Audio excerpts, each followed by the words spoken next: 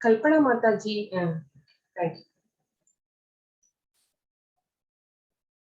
இந்த செஷனுக்கு வந்திருக்கிற பக்தர்கள் அனைவருக்கும் என்னுடைய மிக பணிவான வணக்கங்களை தெரிவித்துக் கொள்கிறேன்.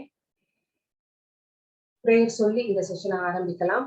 ஓம் நமோ பகவதே வாசுதேவாய, ஓம் நமோ பகவதே வாசுதேவாய, ஓம் நமோ பகவதே வாசுதேவாய.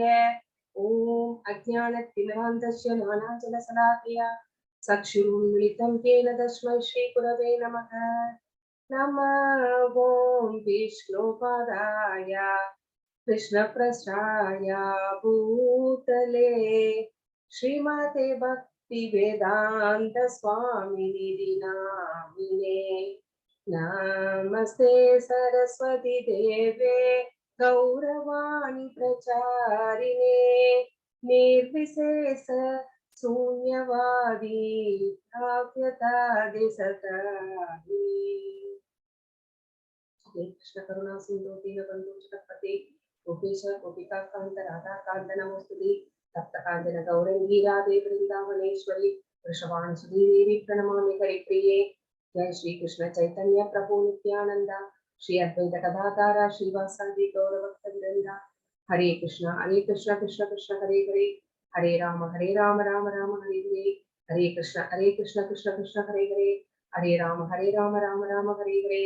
हरे कृष्ण कृष्ण कृष्ण हरे हरे हरे राम राम राम हरे हरे। जगत गुरु श्रील प्रभुपाद की जय। हरे कृष्ण डिवोटीज।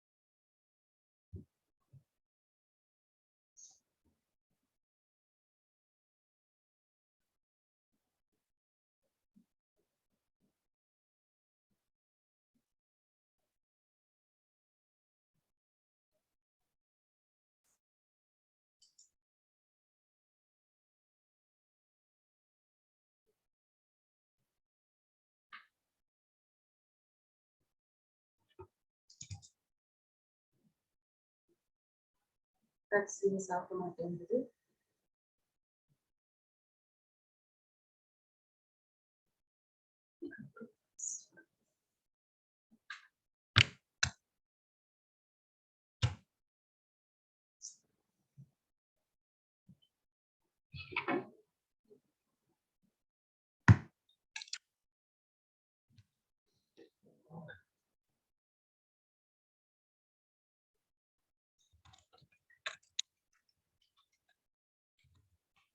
हरे कृष्णा डिवोटीज உங்களுக்கு ஸ்லைட் தெரியுதா?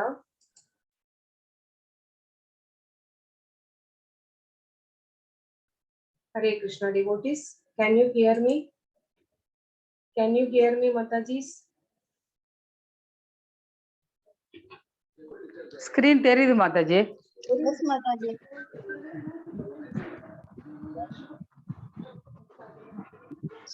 Screen தெரியுது, ஆடிபிளாவும் இருக்கு Mataji.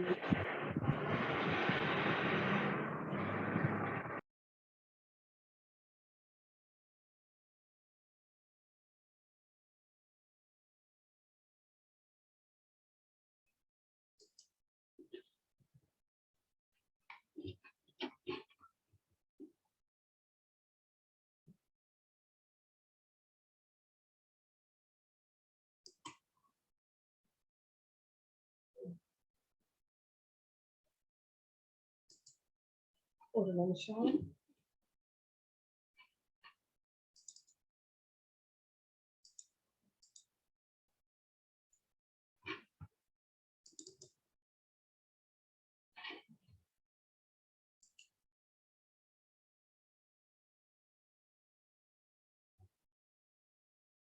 Okay.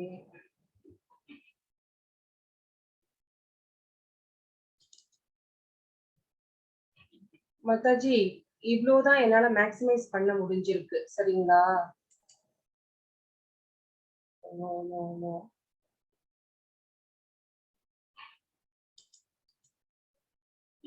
Something went wrong.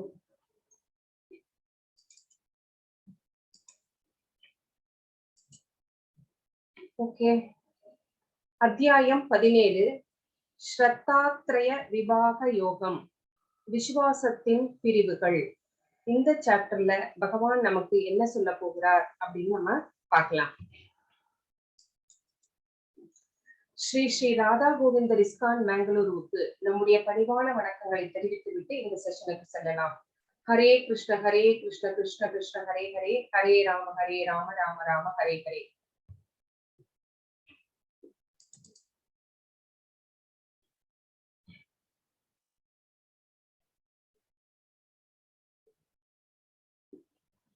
Arjunan's enquiry about unauthorized worship. So இந்த சாப்டர்ல பகவான் நம்மளுக்கு என்னென்ன சொல்ல போகிறார் அப்படிங்கறதுடைய ரீகேப் தான் பார்க்கிறோம்.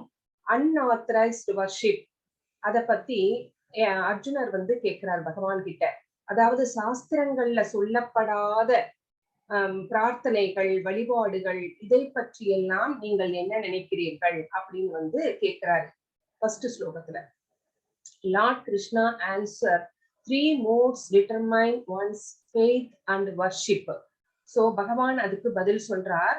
அந்த 3 குணங்கள் இருக்கு பாத்தீங்களா, அந்த 3 குணங்கள் தான் ஒருவருடைய கடவுள் நம்பிக்கையையும் அவர்களுடைய வழிபாடுகளையும் தீர்மானிக்கிறது அப்படின்னு சொல்றாரு. அப்போ முக்குணங்கள் எவ்வளவு சக்தி படைத்தவையாக இருக்கிறது அப்படின்னு நம்ம இந்த பாக்குறோம். அடுத்தது ஃபுட்ஸ் இன் 3 modes. சோ இந்த 3 விதமான இந்த முக்குணங்களிலே இருக்கின்றவர்கள் எந்த வகையான உணவு வகைகளை எடுத்துக்கொள்வார்கள் அப்படின்னு பகவான் கிட்ட கேட்கிறார். அடுத்தது சாக்ரிஃபைசஸ் இன் 3 modes.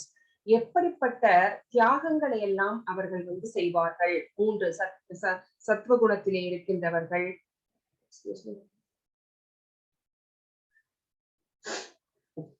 சத்வகுணத்திலே இருக்கின்றவர்கள், ரஜோகுணத்திலே இருக்கின்றவர்கள், தமோகுணத்திலே இருக்கின்றவர்கள் எப்படிப்பட்டவர் தியாகங்களை எல்லாம் செய்வார்கள் அப்படின்னு கேட்கிறாரு.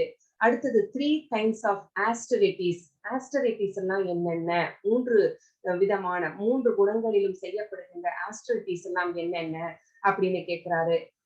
அந்த 3 வகையான குணங்களிலே இருக்கின்றவர்கள் எப்படிப்பட்ட austerities பண்ணுவாங்க. அடுத்தது சேரிட்டி தானங்கள் எப்படி பண்ணுவாங்க அந்த 3 குணங்களிலும் இருக்கின்றவர்கள் அப்படின்னு கேட்கிறாரு. அடுத்து கடைசியா என்ன கேட்கிறார், கடைசியா பகவான் என்ன சொல்றாரு நமக்குன்னா, ஓம் தத் சத், இதனுடைய விளக்கம் என்ன அப்படின்னு நம்மளுக்கு இதுல பகவான் நம்மளுக்கு சொல்ல போகிறார். ஹரே கிருஷ்ணா.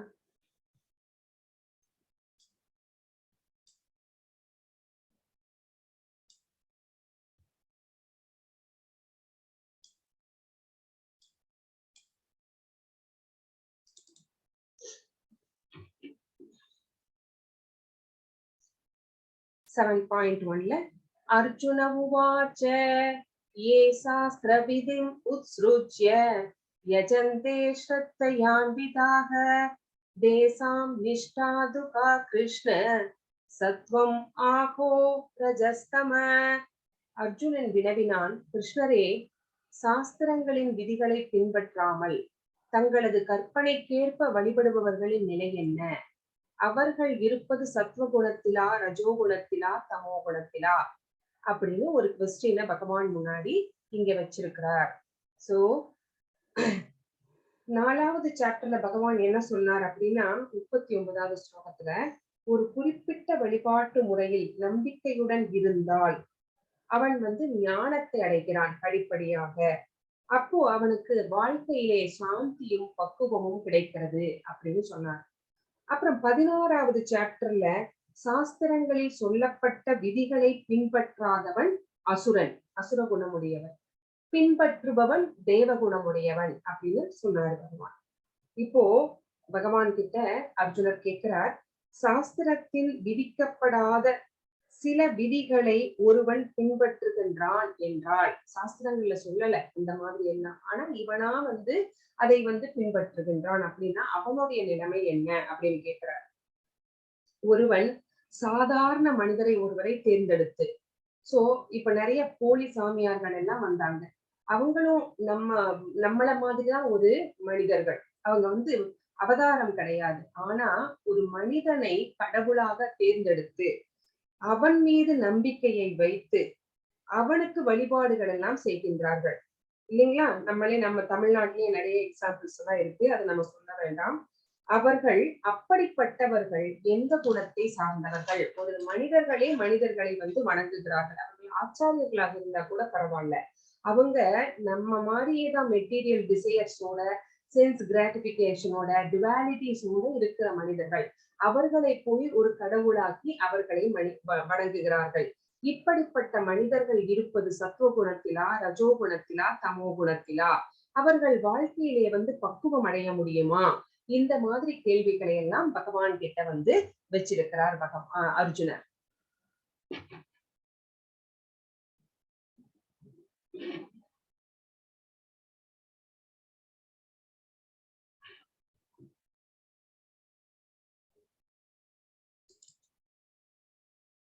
இப்போ 2வது ஸ்லோகத்துல ஸ்ரீ பகவானுவாச்ச த்ரிவிதா பவதி ஸ்ரத்தா தேகினாம் சா ஸ்வபாஜகா ஸ்வபாவஜா சாத்விகி ராஜசி சைவ தாமசி சேதிதாம் சுனு. சோ புருஷோத்தமரான முழுமுதற் கடவுள் கூறினார். எனக்கு இந்த லெட்டர்ஸ் ரொம்ப சின்னதா இருக்கு, மேக்ஸிமைஸ் பண்ண முடியல, பார்க்கலாம்.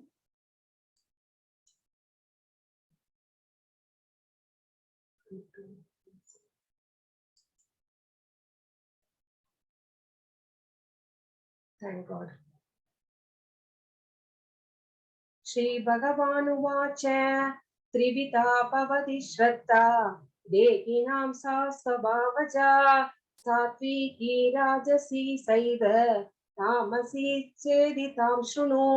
புருஷோத்தமரான முழுமுதற் கடவுள் கூறினார், உடல் பெற்ற ஆத்மாவின் சுபாவத்திற்கு ஏற்ப அவரது நம்பிக்கை சத்வகுணம், ரஜோகுணம், தமோகுணம் என்று 3 வகையாக பிரிக்கப்படலாம். இனி இவற்றை பற்றி கேட்பாயாக அப்படின்னு பகவான் வந்து சொல்றாரு. உடல் பெற்ற ஆத்மா, தேகினாம். தேகினாம் அப்படின்னா உடல் பெற்ற ஆத்மா. சோ சுபாவத்திற்கேற்ப அவனுடைய சுபாவம் என்னவோ அந்த சுபாவத்திற்கேற்பவே அவனுடைய நம்பிக்கை இருக்கும். சத்துவகுணம், ரஜோகுணம், தமோகுணம் அப்படின்னு அது வந்து 3 வகையாக பிரிக்கப்பட்டிருக்கிறது. இனி அவற்றை பற்றி கேட்பாயாக அப்படின்னு சொல்றாரு. இங்க ஒரு அந்த பை சார்ட் மாதிரி ஒண்ணு கொடுத்திருக்காங்க. இதுல என்ன அப்படின்னு கேட்டீங்கன்னா, ரஜோகுணத்திலே சத்வகுணத்திலே இருக்கின்றவர்கள் ஞானத்தை தேடுகின்றார்கள். ஞானத்தின் வாயிலாக முக்தி அடைய முடியும் அப்படின்னு நினைக்கின்றாங்க. அவர்கள் வந்து பிரம்மனை தேடுகின்றார்கள். அவர்கள் ஞானிகள். சோ பிரம்மன்னா 3 தலை பிரம்மா கிடையாது, சரிங்களா? சோ முக்தி அடைவதன் மூலமாக பிரம்ம நிலையை எய்த முடியும் அப்படின்னு நினைக்கிறார்கள். ரஜோகுணத்திலே இருக்கின்றவர்கள் கர்மாக்கள் செய்கின்றார்கள். அவர்கள் நிறைய பேராசை உடையவர்கள். அவர்கள் வந்து பலநோக்கு செயல்கள், எக்ஸ்பெக்டேஷன்ஸோட நிறைய செய்வாங்க. அதனால வந்து அவங்க எங்க போவாங்க? கர்மங்கள் பல செய்து அவர்கள் வந்து ஆசையினாலே ஸ்வர்கலோகத்திற்கு போகின்றார்கள். அவங்க வந்து காமீஸ் அப்படின்னு சொல்லப்படுகிறார்கள். அவர்கள் வந்து நிறைய புண்ணியங்களும் செய்கின்றார்கள், பாவங்களும் செய்கின்றார்கள். அந்த புண்ணிய பலனை அனுபவிப்பதற்காக ஸ்வர்கலோகத்துக்கு போயிட்டு புண்ணிய பலன்கள் எல்லாம் தீரும் வரை அனுபவித்து விட்டு மறுபடியும் வந்து பூலோகத்திற்கு வருகிறார்கள் பிறவி எடுத்து. அடுத்து இங்கே இருக்கிறது தான் சுத்த சத்துவம். இது எல்லாம் மேலான நிலை, வாசுதேவ குணம் அப்படின்னு சொல்லப்படுகிறது. அவர்கள் பக்தி தொண்டு செய்கிறார்கள். எப்படிப்பட்ட பக்தி தொண்டு? பிரேம பக்தி. பகவான் மேல அவங்களுக்கு எந்த எக்ஸ்பெக்டேஷனும் கிடையாது. இந்த பௌதீக வாழ்க்கையில அவர்களுக்கு எந்த இஷ்டமும் கிடையாது. அவங்க வச்சிருக்கிற பற்று எல்லாம் பகவான் மேல மட்டும்தான். அவங்க வந்து அப்படிப்பட்ட பிரேம பக்தியை பகவான் மேல செலுத்தி கிருஷ்ணரை அடைவதற்கு முயற்சி செய்கிறார்கள். அவர்கள் தான் பக்தா அப்படின்னு சொல்லப்படுகிறார்கள். சோ இங்க இந்த ஸ்லோகம் 2வது ஸ்லோகத்தில் நம்ம பார்த்தோம், சோம்பேறித்தனத்தினாலும் அயற்சியினாலும் சாஸ்திரங்கள் சொன்ன சட்ட திட்டங்களை பின்பற்றவில்லை என்றால் நாம் எங்கே மாட்டிக்கொள்வோம்? ஜட சிக்கல்களில், ஜடத்திலே இருக்கின்ற 3 குணங்களுக்குள் மாட்டிக்கொள்வோம். சத்துவகுணம், ரஜோகுணம், தமோ குணத்திலே மாட்டிக்கொள்வோம். அதற்கு ஏற்பவே நம்ம செயல்கள் செய்வோம். அந்த முக்குணங்களும் நம்மை ஆட்சி செய்யும். சோ இப்படிப்பட்ட குணத்திலே நம்ம இப்போ ஒரு மனிதர் ரஜோ குணத்திலே இருக்கிறார், ஒரு மனிதர் தமோ குணத்திலே இருக்கிறார். அதாவது 3 குணங்களும் எல்லா மனிதர்களுக்கும் இருக்கும். அதான் அது எது டாமினேட் பண்ணுது அதை பொறுத்துதான் அந்த மனிதனுடைய சுபாவம் சொல்லப்படுகிறது. சோ அப்போ அந்த மனிதருக்கு எந்த குணம் டாமினேட் பண்ணுது? தமோ குணம் டாமினேட் பண்ணுது, இல்லைன்னா ரஜோ குணம் டாமினேட் பண்ணுது அப்படின்னு வச்சுக்கோங்க. அவங்க கடைசி வரைக்கும் அதே குணத்துலதான் அப்படியேதான் இருக்க முடியுமா? அவர்கள் தங்களை உயர்த்தி கொள்ள முடியாதா? அப்படின்னா தாராளமாக உயர்த்தி கொள்ளலாம். ஒரு ஆன்மீக குருவிடம் சரணடைந்து அவருடைய வழிகாட்டுதலின்படி நடந்து பகவத்கீதை, ஸ்ரீமத் பாகவதம் போன்ற ஸ்கிரிப்சர்ஸ்களை எல்லாம் அவர்கள் படிக்க நேர்ந்து ஒரு சத்சங்கத்திலே இருந்து அப்புறம் அவங்க ஜபம் எல்லாம் பண்ணி கண்டிப்பாக அவர்கள் தங்களுடைய குணத்தை சத்துவகுணமாக மாற்றிக்கொள்ளலாம்.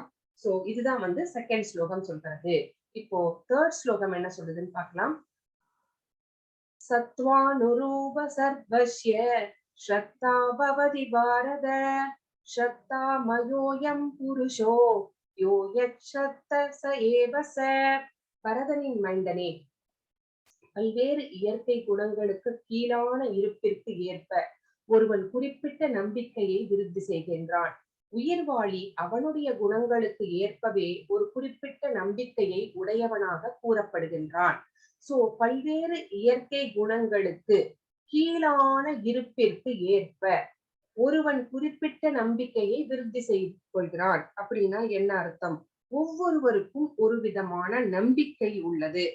அந்த நம்பிக்கைக்கு ஏற்பதான் நம்ம ஒரு கடவுளை தேர்ந்தெடுத்து அவரை வழிபாடு செய்கின்றோம். எதுக்காக? சில எக்ஸ்பெக்டேஷன்ஸோட, பலநோக்கு செயல்களுக்காக. சோ நம்ம எப்படி வழிபட வேண்டும் அப்படின்னா, சில பேர் டெமிகாட்ஸ வழிபடுவார்கள், தேவதேவர்களை வழிபடுவார்கள். சில பேர் என்ன செய்வாங்க, புதிதாக அவர்களாக உருவாக்கினார்கள் பாத்தீங்களா, அந்த கடவுள்களை வழிபடுவார்கள். இந்த நம்பிக்கை, இந்த கடவுள் மேல இருக்கிற நம்பிக்கை அப்படிங்கிறது எந்த குணத்தினால் வரும் அப்படின்னு கேட்டா, சத்துவ குணத்தினாலேயே கடவுள் நம்பிக்கை வரும். அப்போ சத்துவகுணம் தூய்மையானதா அப்படின்னு கேட்டீங்கன்னா இல்லை, தூய்மையானது கிடையாது. அதை விடவும் உயர்ந்த குணம் ஒன்று இருக்கிறது அப்படின்னு நம்ம பார்த்தோம், சுத்த சத்துவம் அப்படின்னு நான் பார்த்தோம். சோ இது ஒரு குறிப்பிட்ட, இது ஒரு எப்படி நம்ம நம்பிக்கையை வளர்த்துக் கொள்கிறோம், தேவர்களை எல்லாம் வணங்குகிறோம் அப்படின்னு நம்ம பார்த்தோம், எக்ஸ்பெக்டேஷன்ஸோட அப்படின்னு. இப்ப நம்ம விநாயகரை வணங்குகிறோம். எதற்காக வணங்குகிறோம்? அவர் யார்? அவர் தடைகளை தகர்ப்பவர், விக்ன விநாயகர், விக்னங்களை தகர்ப்பவர் அப்படின்னு நம்ம அவரை வணங்குகிறோம். நான் இந்த காரியம் செய்ய போறேன், இதுல ஏதாவது தடைகள் வந்தால் அதை நீங்க நீக்கிடணும், நான் 108 தேங்காய் உடைக்கிறேன் அப்படின்னு நம்ம வேண்டிக்கிறோம் இல்லைங்களா? அந்த மாதிரி எல்லாம் வேண்டுதல்கள் செய்கிறோம், பலநோக்கு செயல்கள், ஒரு எக்ஸ்பெக்டேஷன்ஸோட நம்ம செய்கின்றோம். விநாயகர் அப்படின்னா விக்னங்களை எல்லாம் தகர்ப்பவர் மட்டும் கிடையாது, விக்னங்களை உண்டாக்குபவரும் கூட. சோ அதனாலதான் அவருக்கு விக்ன விநாயகர் அப்படின்னு பேரு. எப்படி சொல்றீங்க அப்படின்னு கேட்டா, ஒரு சமயம் ராவணன் எப்படிப்பட்ட அசுரன் அப்படின்னு நம்மளுக்கு தெரியும் இல்லைங்களா? அப்போ அவனுடைய அசுர குணத்தை எல்லாம் பார்த்து கொண்டே இருந்த அவனுடைய அம்மா, எப்படியாவது இவனை யாராவது கொன்று விடுவார்கள், சோ இவன் கொல்லப்படக்கூடாது அப்படின்னு நினைச்சுக்கிட்டு ராவணன் கிட்ட போய், நீ போய் பகவான் ஈஸ்வரர் கிட்ட நீ வேண்டி அவருக்கு என்னென்னலாம் செய்ய முடியுமோ, அவரை எப்படியெல்லாம் திருப்திப்படுத்த முடியுமோ, அவருக்கு ஏற்ற மாதிரி பூஜைகள் எல்லாம் செய்து அவருடைய மனதிலே இருக்கின்ற ஆத்மலிங்கத்தை பெற்றுக்கொண்டு வா அப்படிங்கிறாங்க. ஆத்மலிங்கம் கிடைச்சிருச்சுன்னா அவரை வெல்வது அப்படிங்கிறது இந்த உலகத்திலே யாருக்குமே சாத்தியம் இல்லாத செயல். அப்போ இவரும் போகிறார். அது ஒரு பெரிய கதை. ஆத்மலிங்கத்தை எவ்வாறு பெற்றார் அப்படிங்கிறது உங்களுக்கு தெரியும். இவர் ஒரு பெண்கள் அப்படின்னாலே சபல புத்தி உடையவர் இல்லைங்களா ராவணன். சோ அந்த மாதிரி இருக்கின்ற ஒருவர் போய் எப்படியோ அந்த கதை நம்மளுக்கு வேணா அது ரொம்ப லென்த்தியா ஆயிடும். எப்படி ஆத்மலிங்கத்தை பெற்றுக்கொண்டார் அப்படிங்கிறது, ஆத்மலிங்கத்தை எப்படியோ பெற்றுக்கொண்டார் சரிங்களா. பகவானுக்கு என்னென்ன செய்யணுமோ அதெல்லாம் லார்ட் சிவாக்கு எல்லாமே பண்ணி அந்த ஆத்மலிங்கத்தை பெற்றுக்கொண்டார். பெற்றுக்கொண்டு வரும் வழியிலே வந்து சாயந்தரம் ஆயிடுச்சு, சந்தியாவந்தனம் செய்யணும். அப்ப ஒரு ஆறு ஓடிக்கொண்டிருக்கிறதாக நல்ல இடம் சந்தியாவந்தனம் செய்வதற்கு அப்படின்னு பாக்குறார். அப்போ தேவர்கள் எல்லாம் ஓடுறாங்க யாருகிட்ட, விநாயகர் கிட்ட போய் ஒவ்வொருத்தர்கிட்டயா போறாங்க. ஆனா எல்லாரும் வந்து என்னால முடியாது என்னால முடியாதுன்னு சொல்லிட்டாங்க. எல்லாத்துக்கும் பயம், அந்த ராவணன் முன்னாடி போறதுக்கே பயம். அப்போ கடைசியில எல்லா தேவர்களும் போய் விநாயகர் கிட்ட முன்னாடி நின்று இந்த மாதிரி தங்களுடைய அப்பா கிட்ட இருந்து ஆத்மலிங்கத்தை பெற்றுக்கொண்டு அந்த ராவணன் போய்கொண்டிருக்கிறான், அந்த ஆத்மலிங்கத்தை வச்சு பூஜை செய்ய ஆரம்பிச்சுட்டா அவனுடைய சக்தி பல மடங்கு பெருகிவிடும், அவனை வெல்வதற்கு யாருமே இருக்க மாட்டாங்க, நீங்க தயவு செஞ்சு அதை தடுத்து நிறுத்துங்க அப்படின்னு சொல்லும் போது விநாயகர் வந்து ஒரு பிராமண குழந்தை வேடத்திலே போகிறார். அப்போ இந்த ஒரு ஆத்மலிங்கத்தை வந்து கீழே வைக்க கூடாது, வச்சுட்டா அங்க பிரதிஷ்டி ஆகிடும், அந்த மாதிரி ஒரு அமைப்பு கொண்டது. அப்போ பாக்குறார், சுத்தி முத்தி பாக்குறார், இந்த குழந்தை வந்து கொண்டிருக்கிறது. அப்போ அந்த குழந்தைய கூப்பிட்டு, நான் வந்து இங்க ஸ்நானம் பண்ணிட்டு வந்துடுறேன், வந்து நான் வர்ற வரைக்கும் இந்த ஆத்மலிங்கத்தை கையில வச்சுக்கோ அப்படின்னு சொல்றாரு. இவர் நான் வச்சுக்கிறேனே அப்படின்னு சொல்லிட்டு, ஆனா நான் 3 முறை கூப்பிடுவேன், 3வது முறையும் வரலன்னா நான் கீழே வச்சுப்பேன் அப்படிங்கிறாரு இந்த குட்டி பிராமண குழந்தை. சரின்ட்டு இவர் போறாரு. போயிட்டு அவர் இப்படி போனாரோ இல்லையோ டக்குனு கீழே வச்சுட்டார். சோ இந்த மாதிரிதான் அவர் வந்து விக்னங்களை, அப்புறம் அதுக்கு என்ன கதை அப்படின்னு நம்மளுக்கு தெரியும் இல்லைங்களா, அது வந்து அவரால் எடுக்க முடியல, அதனால பேசாம திரும்பி போயிட்டார் அப்படிங்கறதெல்லாம். சோ அதுதான் விக்னங்களை ஏற்படுத்தவும் செய்வார், விக்னங்களை தகர்த்தவும் செய்வார். அதுக்காக தான் நான் இந்த கதையை சொன்னேன். நான் இப்ப எங்கேயோ வேற எங்கேயோ போயிட்டேன்னு நினைக்கிறேன். ஓகே. சோ அந்த குறிப்பிட்ட நம்பிக்கையை அவங்க இந்த கடவுள் நமக்கு ஒரு செல்வம் வேண்டும் அப்படின்னா லட்சுமி தேவியை கும்பிடுவோம். அப்புறம் நம்மளுக்கு படிப்பு கல்வி வேணும் அப்படின்னா சரஸ்வதி தேவியை கும்பிடுவோம் இல்லைங்களா. சோ அந்த மாதிரிதான் ஒரு குறிப்பிட்ட நம்பிக்கையை விருத்தி செய்கிறான் அப்படிங்கிற இந்த வார்த்தைக்கு தான் நான் இப்ப பொருள் சொல்லிட்டு இருந்தேன். ஹரே கிருஷ்ணா.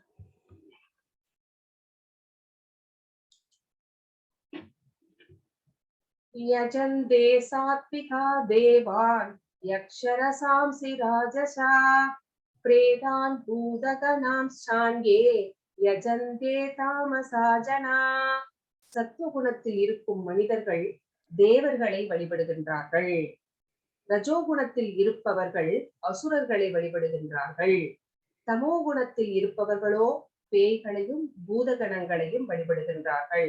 சோ நம்ம எந்த குணத்திற்கு ஏற்ப யார் யாரை வழிபடுகிறோம் அப்படிங்கிறதையும் பகவானே சொல்லிட்டார். சோ சத்துவ குணத்திலே இருக்கின்றவர்கள், அறிவு நிரம்பியவர்கள், அவங்க வந்து என்ன பண்றாங்க, தேவர்களை வழிபடுகின்றார்கள். சோ தேவர்கள் 33 கோடி தேவர்கள் இருக்கிறார்கள், அவர்களை வழிபடுகிறார்கள். ரஜோகுணத்திலே இருக்கின்றவர்கள் அசுரர்களை வழிபடுகிறார்கள், ஏன்னா அவங்களுக்கு பலநோக்கு செயல்கள் நிறைய செய்வார்கள். சோ பேராசை அதிகம். சோ அதற்கேற்பவே வந்து ஒரு கடவுளரை தேர்ந்தெடுத்து அவர்கள் வந்து வணங்குவார்கள். எங்கேயோ ராவணனுக்கு கூட கோயில் கட்டியிருக்காங்க, கல்கத்தால நினைக்கிறேன்.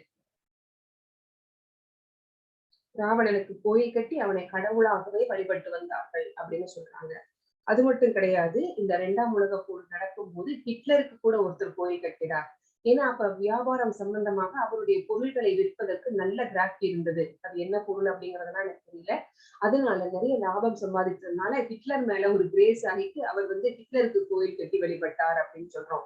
இது எல்லாம் என்ன அப்படின்னா ரஜோகுணத்தில் இருப்பவர்கள் செய்கின்ற வேலைகள். அப்போ தமோ குணத்தில் இருப்பவர்கள் என்ன யாரை வழிபடுவார்கள், சில சமயங்களில் பித்ருக்களை வழிபடுவார்கள். சோ யார் பித்ருக்கள், நம்மளுடைய இறந்து போன முன்னோர்கள். அப்புறம் சில பேர் என்ன பண்ணுவாங்க, பூதகணங்களையும் பேய்களையும் வழிபடுவார்கள். ஏன்னா அவங்களுக்கு இந்த சித்து வேலைகள், பிளாக் மேஜிக் இதெல்லாம் செய்யறதுல ரொம்ப இன்ட்ரெஸ்ட், அதனால அந்த மாதிரி வழிபடுவார்கள். ஆனால் பக்தர்கள் வந்து யாரை வழிபடுவார்கள், சத்வத்திலே இருக்கின்றவர்கள் வாசுதேவனை மட்டுமே வழிபடுவார்கள் அப்படின்னு இந்த ஸ்லோகம் நமக்கு சொல்கிறது.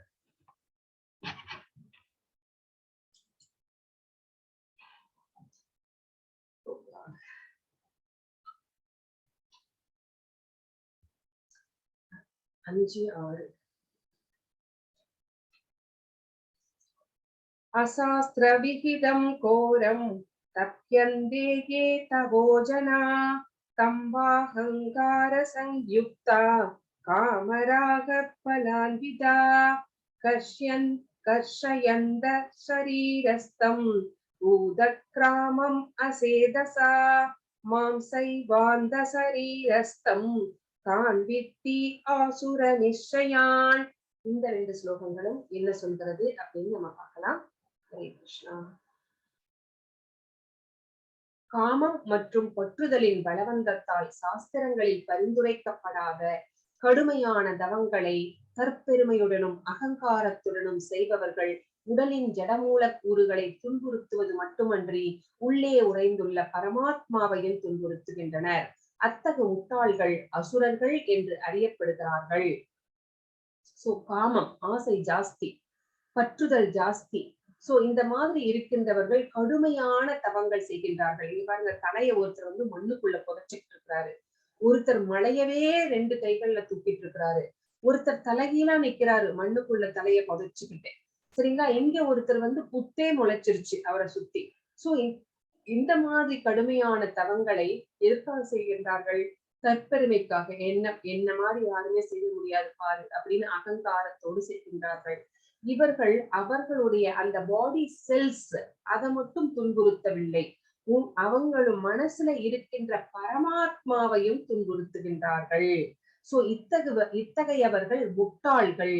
சோ இவர்கள் எல்லோரும் அசுரர்களாக கருதப்பட வேண்டியவர்கள் அப்படின்னு இந்த 2 ஸ்லோகங்களும் நமக்கு சொல்கிறது.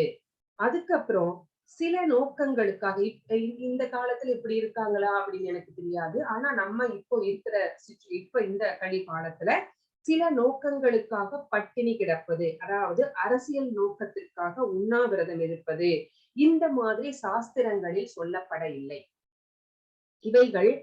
இவற்றையெல்லாம் செய்பவர்கள் அசுரர்கள். சோ பகவானுடன் இருக்கின்ற உறவை வந்து அவர்கள் மறந்து விட்டவர்கள். சோ ஊழ்வினை வந்து இவர்களுக்கு நல்லதாக இருந்தால், இப்படிப்பட்ட தவங்கள் எல்லாம் செய்யறாங்க பார்த்தீங்களா, இவங்களுக்கு ஊழ்வினை நல்லதாக இருந்தால் இவர்களுக்கு ஒரு ஆன்மீக குருவின் வழிகாட்டுதல் கிடைத்து அவர்கள் சரியான பாதைக்கு அவர்கள் வந்து செல்வதற்கு சான்ஸ் கிடைக்கும். அப்படி அவங்க ஊழ்வினை சரியாக இல்லைன்னா அவங்களுடைய ஃபேட்டு சொல்ல முடியாது, அவர்கள் அசுரர்களாகவே இருப்பார்கள். ஆயு சத்வபலாரோக்ய சுக பிரீதி விவர்தனா ரஸ்யா ஸ்னிக்தா ஸ்திர கிருத்யா ஆகாரா சாத்விக பிரியா. ஆயுளை நீடித்து வாழ்வை தூய்மைப்படுத்தி பலம், ஆரோக்கியம், சுகம் மற்றும் திருப்தியை கொடுக்கும் உணவுகள் சத்வகுணத்தில் இருப்போருக்கு பிரியமானவை. இத்தகு உணவுகள் ரசமுள்ளவையாக, கொழுப்பு சத்தும் ஊட்டச்சத்தும் மிக்கவையாக, இதயத்திற்கு இதமளிப்பவையாக உள்ளன. பகவான் வந்து எப்படிப்பட்ட உணவுகள் என்ன நம்மளுக்கு தரும், என்ன வகையான உணவுகளை வந்து நாம சாப்பிடணும் அப்படின்னு வந்து இங்க வந்து நம்மளுக்கு சொல்றார். சோ ஆயுளை நீடிக்கும். நம்ம இந்த மாதிரி சாத்வீகமான உணவை உட்கொள்வதனாலே ஆயுள் நீடிக்கும். வாழ்க்கை தூய்மைப்படுத்தும், நம்முடைய உடலும் உள்ளமும் தூய்மையடையும், பலம் பெருகும், ஆரோக்கியம் கிடைக்கும், சுகமான வாழ்க்கையை வாழ முடியும் மற்றும் திருப்தியை கொடுக்கும், சாப்பிட்ட திருப்தியை கொடுக்கும். சோ இந்த குணங்கள் சத்துவ குணத்தில் இருப்பவருக்கு இத்தமான உணவுகள் எல்லாம் பிரியமானவை. சோ இந்த உணவுகள் ரசம் உள்ளவையாக, ரசம்னா டேஸ்டிங்க, சோ டேஸ்ட் நிறைய இருக்கு, சோ டெலிஷியஸா இருக்கு, கொழுப்பு சத்தும் ஊட்டச்சத்தும் மிக்கவையாக, சோ நிறைய balanced diet, healthy diet and fatty diet அப்படின்னு இங்க சொல்றார் பகவான். இது எல்லாமே இதயத்திற்கு இதமளிப்பவையாக உள்ளன அப்படின்னு இந்த சாத்வீக உணவை வந்து பகவான் வந்து சொல்றார். இந்த வகையான உணவுகள் யாருக்கு பிடிக்கும்? சத்வகுணத்திலே இருக்கின்றவர்கள் எடுத்துக்கொள்கின்றார்கள். சோ நம்ம எப்பவாவது மிருகங்களை கொன்று அந்த மாமிசத்தை சாப்பிடுனால என்ன நடக்கும் அப்படின்னு கேட்டா, நம்ம கிட்ட இருக்கின்ற காருண்யம் நம்மை விட்டு விலகிவிடும். சோ அந்த கருணை அப்படிங்கிற குணம் வந்து நம்மை விட்டு விலகிவிடும். அதனாலேயே வந்து அதை வந்து தவிர்க்க வேண்டும் அப்படின்னு இங்கே சொல்லப்படுகின்றது.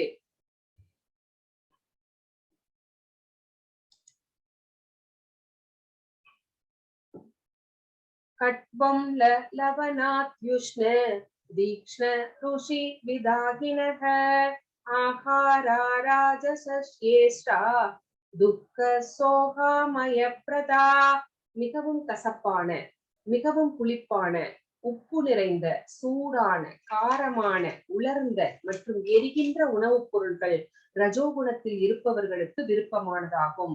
இத்தகு உணவுகள் துன்பம், சோகம் மற்றும் நோயை உண்டாக்குகின்றன. இந்த பிக்சர்ல பாருங்க, சீட்டோஸ், பர்கர், இன்னும் என்னென்னமோ, சரிங்களா, பீட்சா, இந்த மாதிரியான உணவுகள். சோ மிகவும் கசப்பான உணவுகள், மிகவும் புளிப்பான உணவுகள், உப்பு நிறைந்த, சோ இதுல எல்லாம் எம்எஸ்ஜி அப்படிங்கிற என்னென்னமோ சால்ட், அது வந்து நம்மளுடைய உடலுக்கு வந்து ரொம்ப வந்து கேடு விளைவிக்கக்கூடிய அந்த உப்புகள் நிறைந்தது. சோ அது ரொம்ப சூடான, காரமான, உலர்ந்த, சோ இந்த மாதிரியான உணவுப் பொருட்களை யார் ரொம்ப விரும்புகிறார்கள் அப்படின்னு கேட்டா, ரஜோகுணத்தில் இருப்பவர்களுக்கு இந்த உணவுகள் ரொம்ப பிரியம். இந்த உணவுகள் நமக்கு என்ன தரும்? நம்ம சத்துவ குணத்திலே அந்த சாத்வீகமான உணவை உண்பதால நம்மளுக்கு வந்து சந்தோஷம், திருப்தி எல்லாம் கிடைக்கும்னு நம்ம பார்த்தோம். ஆனா இந்த வகையான உணவுகளை உட்கொள்வதால் நமக்கு துன்பம், சோகம் மற்றும் நோயை உண்டாக்குகின்றன. அது உண்மைதானே இல்லைங்களா? எவ்வளவு அந்த மேகில வந்து எவ்வளவு எம்எஸ்ஜி இருக்குன்னு ரொம்ப நாள் வந்து பேன் பண்ணி வச்சிருந்தாங்க. ஆனா இப்ப மறுபடியும் வந்து அத இது கொண்டு வந்துட்டாங்க, சேல்ஸுக்கு கொண்டு வந்துட்டாங்க. சோ மக்களுடைய நம்ம தான் வந்து ரொம்ப கேர்ஃபுல்லா இருக்கணும், எந்த உணவை நம்ம சாப்பிடணும் அப்படிங்கிறதுல. வியாபாரிகளுக்கோ அரசாங்கத்திற்கோ நம்ம மேல அக்கறை கிடையாது. சோ அந்த மாதிரியான ஒரு வாழ்க்கை தான் நம்ம இப்ப வாழ்ந்துகிட்டு இருக்கோம். சோ நம்மளை பத்தி நம்மளுக்கே அக்கறை இல்லைன்னா மத்தவங்களுக்கு ஏன் அக்கறை இருக்க போகுது இல்லைங்களா? நம்மளே இதெல்லாம் வாங்கி சாப்பிட்டா, நம்மளே இந்த குழந்தைங்களுக்கு வாங்கி கொடுத்தோம் அப்படின்னா, அப்ப நம்மளுக்கு அவங்க அவங்க கேக்குறாங்க, அவங்க நம்மள கொஞ்ச நேரம் தொந்தரவு இல்லாம இருக்கட்டும் அப்படின்னு நம்ம எதையாவது ஒண்ணு வாங்கி கொடுக்க கூடாது. நல்ல சத்துள்ள உணவுப் பொருட்கள், கடலை உருண்டை, எள் உருண்டை, இந்த மாதிரி சத்துள்ள உணவுப் பொருட்களை வந்து சின்ன குழந்தையா இருக்கும் போதே அதை வந்து கொடுத்து பழக்கிடணும். இதுல இருக்கிற தீமைகளை எல்லாம் வந்து நம்ம எடுத்து சொல்லணும். சோ இந்த மாதிரி இருக்கும்போது நம்ம வந்து அதையெல்லாம் தவிர்க்க முடியும். சோ பால் பொருட்கள், வெண்ணெய், நெய் மற்றும் பட்டாணி, பருப்பு, கோதுமை, பழங்கள், காய்கறிகள், இன்னும் உடலுக்கு தேவையான சத்துக்கள் அனைத்தையும் கொடுக்கக்கூடிய ஏராளமான உணவுப் பொருள்கள் இருக்கும்போது எதற்காக நம்ம இந்த மாதிரி உணவுகளை எல்லாம் நம்ம வந்து தேர்ந்தெடுக்கணும், சாப்பிடணும், அதை தவிர்த்திடணும். பரமபுருஷனுக்கு நம்ம இப்ப வந்து நம்ம என்ன சொல்றோம், பகவானுக்கு நைவேத்தியம் பண்ணிட்டு அதுக்கப்புறம் அதை பிரசாதமா எடுத்துக்கணும் அப்படின்னு சொல்றோம். சோ இந்த மாதிரி பொருள்களை எல்லாம் பகவானுக்கு பிரசாதமாக படைக்க கூடாது, படைக்க முடியாது. சோ அதை பிரசாதமாக வச்சுட்டுதான் நம்ம வந்து நைவேத்தியமா வச்சுட்டு ஆஃபர் பண்ணிட்டுதான் சாப்பிடணும்னா அது சாத்வீக உணவு மட்டும்தான் பகவானுக்கு நம்ம வந்து அவருக்கு படைக்க முடியும். அதுதான் நம்ம பிரசாதமா எடுத்துக்கணும். பத்திரம், புஷ்பம், பணம், தோயம் அப்படின்னு சொல்லியிருக்காரு. அதையும் எப்படி கொடுக்கணும்? பக்தியோடும் அன்போடும் கொடுக்கணும் அப்படின்னு சொல்லியிருக்கிறாரு. அது ரொம்ப முக்கியம். சோ சாஸ்திர விதிகளின்படி தயாரிக்கப்பட்டு, எப்படி சாஸ்திர விதிகளின்படி தயாரிக்கப்பட்டு முழுமுதற் கடவுளுக்கு படைக்கப்பட்டு அந்த மாதிரியான உணவுகள் நீண்ட நாட்கள் ஆனாலும் கெடவே கெடாது. அதை வந்து நம்ம தவிர்க்கவே மாட்டோம். நம்ம வந்து ரொம்ப சந்தோஷமா சாப்பிடுவோம். ஏன் எப்படி சொல்றீங்க அப்படின்னு கேட்டீங்கன்னா, நம்ம திருப்பதி லட்டு கொண்டு வந்து உங்களுக்கு கொடுக்குறாங்க. நீங்க அது எவ்வளவு நாள் ஆச்சு, டேட் ஆஃப் எக்ஸ்பைரி என்ன அப்படின்னு யாராவது பார்த்திருப்போமா? பார்த்ததில்லை இல்லைங்களா? சோ நம்ம ரொம்ப சந்தோஷமா வாங்கி சாப்பிடுவோம். சோ அதுதான் பகவானுக்கு படைச்சிட்டா அதுல இருக்கிற களங்கங்கள் எல்லாம் நீங்கி விடுகிறது அப்படின்னு இங்க நம்ம தெரிஞ்சுக்கிறோம். இப்போ யதா யாமம் கதா ரசம் ஊதி பரியுஷிதம் சயத் உச்சிஷ்டம் அபிசாமேத்யம் போஜனம் தாமச பிரியம். உண்பதற்கு 3 மணி நேரத்துக்கு முன்பே சமைக்கப்பட்ட சுவையற்ற, பழைய, ஊசிப்போன, எச்சில்பட்ட, திண்டத்தகாத பொருள்களை கொண்ட உணவுகள் சமூக குணத்து மக்களால் விரும்பப்படுகின்றன. இங்க பாருங்க, இங்க சீஸ் வச்சிருக்காங்க. இந்த சீஸ் மேல வந்து நிறைய அந்த மோல்ஸ் எல்லாம் ஃபார்ம் ஆயிருக்கு. அந்த மோல்ஸ் எவ்வளவு ஃபார்ம் ஆகுதோ அதை வச்சுதான் அதனுடைய வயசை வந்து கணக்கிடுகிறார்கள். அந்த ரேட்டும் கூடிக்கொண்டே போகிறது. சோ இந்த மாதிரியான உணவுகள் பழசு, அது வந்து சுவையற்றது, ஊசி போனது இல்லைங்களா? நம்ம நம்ம நம்ம பாஷையில இது ஊசி போன உணவு தான். சோ இப்படிப்பட்ட உணவுகள், தீண்டத்தகாத பொருள்களை கொண்ட இந்த உணவுகள் எல்லாமே யார் வந்து விரும்புகிறார்கள் அப்படின்னா தமோ குணத்தில் இருக்கின்றவர்கள் விரும்புகின்றார்கள். சோ 3 மணி நேரத்துக்குள்ள நம்ம சமைச்ச சாப்பாட்டை நம்ம 3 மணி நேரத்துக்குள்ள சாப்பிடணும். நம்ம சமைச்சு ஒரு 2.5 மணி நேரம் இருக்கும் போதே அந்த சாப்பாட்டை கடையெல்லாம் முடிச்சிடணும் நம்ம. அதுக்கப்புறமும் எடுத்து வச்சு ஃப்ரிட்ஜ்ல வச்சு அதை வந்து சூடா சாப்பிடணும் அப்படின்னா நம்ம என்ன பண்றோம், ஃப்ரிட்ஜுக்குள்ள வச்சு சுட வச்சு சாப்பிட்டுட்டு இருக்கோம். சோ அந்த மாதிரி சாப்பிடக்கூடாது. அதனால நம்மளுக்கு வந்து நோய்கள் தான் வந்து வரும் அப்படின்னு நம்ம இதுல தெரிஞ்சுக்கிறோம். இந்த வகையான ஃபுட்டை வந்து விரும்புகிறவர்கள் தமோ குணத்தை சார்ந்தவர்கள் அப்படின்னு இந்த ஸ்லோகம் நமக்கு சொல்கிறது. अपलाकाङ्क्षिभिर्योक्नो विदिदिष्टो य इज्यते यस्तव्यं ये वेदि मनः समादाय स सात्विका. சாஸ்திர விதிகளின்படி கடமையை நிறைவேற்றுவதற்காக பலனை எதிர்பார்க்காத நபர்களால் செய்யப்படும் யாகம் சத்வகுணத்தை சார்ந்ததாகும். சோ இது யாரெல்லாம் செய்வாங்க? பலனை எதிர்பார்க்காமல் அது ஒரு கடமை அப்படின்னு நினைக்கிறவர்கள் ஆச்சாரியர்கள். சோ அவங்கதான் என்ன செய்வாங்க, தன்னுடைய கடமை இது, இந்த உலக மக்களுக்காக பிரார்த்திக்கிறது வந்து தன்னுடைய கடமை அப்படின்னு அவங்கதான் நினைப்பாங்க. சோ அப்படிப்பட்டவர்கள் பலனை எதிர்பார்ப்பது கிடையாது, அவர்கள் அதை வந்து ஒரு கடமையாக செய்கிறார்கள். சோ அப்படிப்பட்ட நல்ல மக்கள் வந்து சத்துவ குணத்திலே இருக்கின்றார்கள் அப்படின்னு இந்த ஸ்லோகம் நமக்கு சொல்கிறது. ஆனா மனதில ஏதேனும் ஒன்றை நினைத்து கொண்டு அது நிறைவேற வேண்டும் அப்படின்னு செய்வதுதான் நம்முடைய இயல்பு இல்லைங்களா? சோ ஆனா அப்படி வழிபடக்கூடாது. சோ அப்படி நிறைவேற யாகம் செய்ய, நம்முடைய ஆசைகள் நிறைவேறுவதற்காக யாகம் செய்யக்கூடாது. ஆனா நிறைய பேர் அப்படிதான் செய்வோம் இல்லைங்களா? நிறைய மன்னர்களை கூட பார்த்திருக்கோம், ஆண் பிள்ளை வேண்டும் அப்படின்னு பார்த்திருக்கோம், வெற்றி வேண்டும் அப்படின்னு பார்த்திருக்கோம். இந்த கால அரசியல்வாதிகள் எனக்கு பதவி வேண்டும் அப்படின்னு சொல்லி யாகங்கள் செய்வதை பார்க்கின்றோம். சோ அந்த மாதிரி செய்யக்கூடாது. அதை வந்து ஒரு கடமையாக பலன் உலக மக்களின் நன்மைக்காக செய்ய வேண்டும். அதுதான் அப்படி செய்கின்றவர்கள் சத்துவ குணத்திலே இருக்கின்றார்கள் அப்படின்னு இந்த ஸ்லோகம் நமக்கு சொல்கிறது.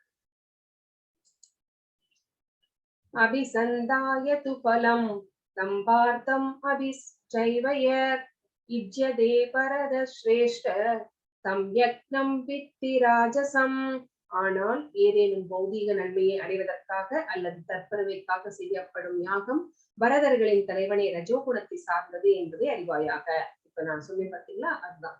சோ ரஜோகுணத்தில் இருக்கின்றவர்கள் தான் ஏதாவது ஒன்றை வேண்டிக் கொண்டு அது நிறைவேறுவதற்காக அவர்கள் வந்து யாகம் செய்கின்றார்கள், இல்லைன்னா தற்பெருமைக்காக அவர்கள் யாகம் செய்கின்றார்கள்.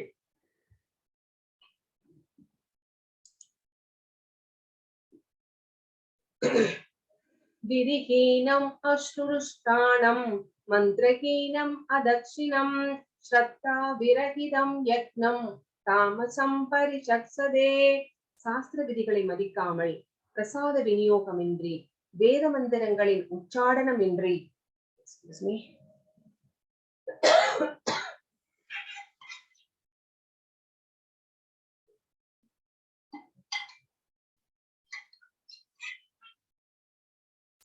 சாஸ்திர விதிகளை மதிக்காமல், பிரசாத விநியோகமின்றி, வேத மந்திரங்களின் உச்சாடனமின்றி, புரோகிதர்களுக்கான தட்சிணை இன்றி, நம்பிக்கையும் இன்றி செய்யப்படும் யாகம் தமோ குணத்தை சார்ந்ததாக கருதப்படுகிறது. இப்ப தமோ குணத்துல இருக்கின்றவர்கள், சோ அசுரர்கள் எல்லாமே தமோ குணம்தான். அவர்கள் செய்கின்ற யாகங்கள் எல்லாமே இப்படிப்பட்ட யாகம்தான். சோ ஃபர்ஸ்ட் என்ன பண்ணணும், சாஸ்திரம் என்ன சொல்கிறதோ அதன்படிதான் அதை மதித்துதான் யாகங்கள் செய்ய வேண்டும். அதுல என்ன சொல்லப்பட்டிருக்கிறதோ அதன்படிதான் செய்யணும். ஆனா இவங்க அதை மதிக்கிறது இல்லை, இவங்க இஷ்டத்துக்கு செய்யறாங்க. சோ பிரசாத விநியோகம் இன்றி யாகங்கள் எல்லாம் முடிந்த உடனே வந்திருக்கின்ற அத்தனை பேருக்கும் வந்து வயிறார பிரசாத விநியோகம் செய்ய வேண்டும். ஆனா அவங்க அதையும் செய்ய தவறி விடுகிறார்கள். பிராமணர்களை கொண்டு வேத மந்திரங்களை வந்து உச்சாடனம் செய்ய சொல்லணும். சோ அந்த உச்சாடனமும் கிடையாது. அப்புறம் அந்த அப்படியே வந்து உச்சாடனம் ஏதாவது இருந்தா கூட, புரோகிதர்கள் வந்திருந்தா கூட அவர்களுக்கு தட்சிணை கொடுக்கணும் இல்லைங்களா? அந்த தட்சிணையும் கூட கிடையாது, கொடுக்கறது கிடையாது. சரி, இவர்களுக்கு தான் அந்த யாகத்திலே நம்பிக்கை இருக்கிறதா அப்படின்னு கேட்டா அந்த அசுரர்களுக்கு அந்த நம்பிக்கையும் கிடையாது. சோ இந்த மாதிரி செய்யப்படுகின்ற யாகம் தமோ குணத்தை சார்ந்ததாக சொல்லப்படுகிறது. சோ இப்ப நம்மளே பாக்குறோம், இந்த ஆடி மாசம் இல்லைங்களா, ஆடி மாசம் அம்மனுக்கு கூழ் ஊத்துறோம். அப்படின்னு சொல்லிட்டு நிறைய பேர் வந்து அந்த ஷீட் எடுத்துட்டு வந்துருவாங்க இல்லைங்களா, அந்த கலெக்ஷனுக்காக. சோ அந்த அவங்க கலெக்ட் பண்ற நம்ம ஏதோ சரி நம்ம தெய்வ காரியமாச்சே அப்படின்னு நம்ம ஏதாவது பண்ணினா கூட அது பகவானுக்கு தான் போய் சேருதா அப்படின்னு, அம்பாளுக்கு தான் போய் சேருதா அப்படின்னு நம்மளுக்கு தெரியாது இல்லைங்களா. சோ அந்த மாதிரி நம்ம வந்து தமோ குணத்தில் செய்கின்ற யாகங்களினாலே எந்த பலனும் கிடையாது. அதுக்கு பதிலா நம்ம நேரடியா கோயிலுக்கே போய் நம்ம வந்து கோயிலுக்கு என்ன செய்யணுமோ அந்த மாதிரி செஞ்சிடலாம். இப்ப பாருங்க, கோயில் கட்டுறாங்க, கோயில்ல வந்து நிறைய பூஜைகள் செய்கின்றார்கள். அதுக்கெல்லாம் நம்ம வந்து நம்மளால முடிஞ்சதை செஞ்சு நம்ம வந்து அந்த பகவானுடைய கருணைக்கு பாத்திரமாகலாம். ஹரே கிருஷ்ணா. தேவத்விஜகுரு பிராக்ஞ பூஜனம் சௌஷம் ஆர்ஜவம் பிரம்மச்சர்யமஹிம்சாச சாரீரம் தப உச்சியதே. முழு முதற் கடவுள், பிராமணர்கள், ஆன்மீக குரு, பெரியோர்களான தாய் தந்தையர் ஆகியோரை வழிபடுதல் மற்றும் தூய்மை, எளிமை, பிரம்மச்சரியம், அகிம்சை முதலியவை உடலின் தவங்களாகும். இப்போ 3 விதமான தவங்களை பற்றி சொல்ல போறார். 3 விதமான தவங்கள். ஃபர்ஸ்ட் தவம் உடல் தவம். அது என்ன உடல் தவம் அப்படின்னா, முழுமுதற் கடவுளுக்கு நாம் வந்து கட்டுப்பட்டவர்கள். சோ அவரை நாம் வணங்க வேண்டும், பிராமணர்களை வணங்க வேண்டும், ஆன்மீக குருவை வணங்க வேண்டும், பெரியவர்களான வீட்டுல இருக்கிற பெரியவர்களான அம்மா அப்பாவை வணங்க வேண்டும். சோ இது ஃபர்ஸ்ட் அண்ட் ஃபோர்மோஸ்ட் உடல் தவத்துல இது ரொம்ப முக்கியம். அது மட்டும் கிடையாது, நம்ம எப்பவுமே தூய்மையாக இருக்க வேண்டும், எளிமையாக இருக்க வேண்டும், பிரம்மச்சரியத்தை கடைபிடிக்க வேண்டும். சோ 25 வயசு வரைக்கும் செலிபஸிய கடைபிடிக்கணும் அப்படின்னா கண்டிப்பா கடைபிடிக்கணும், அதுல இருந்து தவறிவிடக் கூடாது. சோ அகிம்சையை கடைபிடிக்கணும். அகிம்சை அப்படின்னா என்னன்னு நம்ம நேற்று பார்த்தோம் இல்லைங்களா. சோ அந்த மாதிரி இருக்கிறது தான் உடலின் தவம் அப்படின்னு சொல்லப்படுகிறது. ஹரே கிருஷ்ணா. சோ இந்த மாதிரி சாஷ்டாங்கமா ஒரு குருவை பார்க்கும் போது, பகவான்ல கோயில்ல போகும்போது இந்த மாதிரி சாஷ்டாங்கமா வந்து விழுந்து வணங்குகிறோம். சோ இதெல்லாமே வந்து உடலின் தவத்திலே அடங்குகிறது. அடுத்தது அனுத்வேகரம் வாக்கியம் சத்யம் பிரியகிதம் சயத் ஸ்வாத்யாயப்யசனம் சைவ வாங்மயம் தப உச்சியதே. உண்மையானதும் இனிமையானதும் நன்மை அளிப்பதுமான பேச்சு, பிறரது மனதை துன்புறுத்தாத பேச்சு, வேத இலக்கியங்களை முறையாக உச்சரித்தல் ஆகியவை வாக்கின் தவங்களாகும். வாக்கு அப்படின்னா நம்ம பேசுறது. சோ வாக்கின் தவம் என்ன அப்படின்னு சொல்ற, உடல் தவம் பார்த்துட்டோம், இப்ப வாக்கின் தவம். உண்மையா இருக்கணும், உண்மையானதையே நம்ம பேசணும், அப்புறம் இனிமையாக பேசணும். சோ வாக்கினிலே இனிமை வேண்டும் அப்படின்னு பாரதியாரே சொல்லியிருக்கிறார் இல்லைங்களா. சோ அந்த மாதிரி நம்ம பேசுற பேச்சு அடுத்தவர்களை வந்து கஷ்டப்படுத்த கூடாது, அவங்களுக்கு இனிமையாக பேச வேண்டும், நன்மை அளிப்பதுமான பேச்சு, தேவையில்லாத பேச்ச பேசிட்டு இருக்க கூடாது, அதனால யாருக்கும் என்ன பிரயோஜனமும் கிடையாது. அதே மாதிரி பிறரை துன்புறுத்தாத பேச்சு, நம்ம பேசுற பேச்சு அடுத்தவர்களை வந்து ஒருபோதும் துன்புறுத்தி விடக்கூடாது. சோ அந்த மாதிரி பேசுறது ஒரு வாக்குத்தவம். வேத இலக்கியங்களை முறையாக உச்சரித்தல். சோ இப்ப நம்ம வந்து இந்த ஸ்லோகம் எல்லாம் படிக்கும் போது நம்ம இப்ப புதுசா இருக்கிறோம், அதை வந்து நிறைய கரெக்ஷன்ஸ் எல்லாம் நம்மளுடைய இதுல இருக்கும், அதை வந்து சரி பண்ணிக்கணும். நம்மளுக்கு இப்ப கிளாஸஸ் எல்லாம் சொல்லி தராங்க இல்லைங்களா, கீர்த்தன் கிளாஸ், ஸ்லோகா கிளாஸ் எல்லாம் இருக்கு, அதுல சேர்ந்து இதெல்லாம் படிக்கணும் அப்படின்னு நினைக்கிறவங்க அதை கரெக்டா உச்சரிக்கணும் அப்படின்னு சொல்றாங்க. அதுவும் ஒரு வாக்குத்தவம் அப்படின்னு நமக்கு இதுல இருந்து தெரிய வருகிறது. சோ இதே மாதிரிதான் யார்கிட்ட பேசணும், எங்க பேசணும், பேசணுமா வேண்டாமா, அதுவும் கூட ஒரு வாக்கின் தவம் தான். ஒரு ஆசிரியர் தன்னுடைய மாணவர்களிடம் பேசலாம், அவர்களை சரிப்படுத்துவதற்காக, ஏன்னா அவர்களை வந்து சரியான வழியிலே கூட்டி செல்வதற்காக, அவர்களை நெறிப்படுத்துவதற்காக ஆசிரியர் தன்னுடைய மாணவர்களிடம் பேசலாம். ஆனா அதே ஆசிரியர் வெளியிலே வந்து பொதுமக்களிடம் அதையவே வந்து பேசக்கூடாது. சோ மாணவர்களோடு அவருடைய பேச்சை நிறுத்தி கொள்ள வேண்டும். சோ இது ஒரு வாக்குத்தவம். ஆன்மீக உரைகளை கேட்கும் போது, நம்ம சொல்லும் போது, ஆன்மீகத்துல வந்து இந்த மாதிரி சொல்றோம், இந்த மாதிரி இருந்தது, அந்த மாதிரி இருந்தது அப்படின்லாம் சொல்றோம் இல்லைங்களா. இப்ப கதையெல்லாம் சொல்றோம் பாத்தீங்களா, இதுக்கு வந்து நம்ம வந்து ரெஃபரன்ஸும் எவிடன்ஸும் கொடுக்கணும், இது இல்லாம பேசக்கூடாது. சோ இதுவும் வந்து ஒரு வாக்கின் தவம் தான். அப்புறம் நம்ம பேசுறது இனிமையாக இருக்கணும், நன்மை அளிப்பதாக இருக்கணும், துன்புறுத்தாமல் பேச வேண்டும். சோ இது எல்லாமே வாக்கின் தவமாக சொல்லப்படுது. மனப்பிரசாத சௌம்யத்வம் மௌனம் ஆத்ம விநிகிரஹ பாவ சம்சுப்திர் இத்யேதத் தபோ மானசம் உச்யதே. திருப்தி, எளிமை, மௌனம், சுய கட்டுப்பாடு, தனது இருப்பின் தூய்மை ஆகியவை மனதின் தவங்களாகும். சோ மனசுக்குன்னு ஒரு தவம் இருக்கு. சோ உடல் தவம் என்னன்னு பார்த்துட்டோம், வாக்கின் தவம் என்னன்னு பார்த்துட்டோம். இப்போ மனதின் தவம் அப்படின்னா என்னன்னு பாக்குறோம். சோ எப்பவுமே திருப்தியுள்ள மனது, எளிமையாக இருக்கக்கூடிய மனது. சோ ரொம்ப பேசாம வளவளன்னு பேசாம மௌனம் காக்கிற மனசு. வேணும் போது கண்டிப்பா பேசதான் வேணும், ஆனா தேவையில்லாத பேச்சை தவிர்த்து விட வேணும். செல்ஃப் கண்ட்ரோல் இருக்கணும்.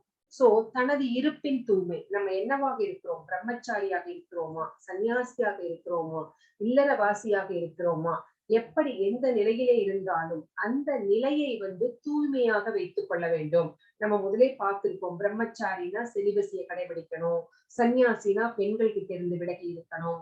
அதே மாதிரிதான் இல்லறவாசினா தன்னுடைய மனைவியை தவிர மற்ற பெண்களை ஏறெடுத்தும் பார்க்க கூடாது. அந்த மாதிரியான தூய்மை அவங்க கடைபிடிக்க வேண்டும் அப்படின்னு நம்ம பாக்குறோம்.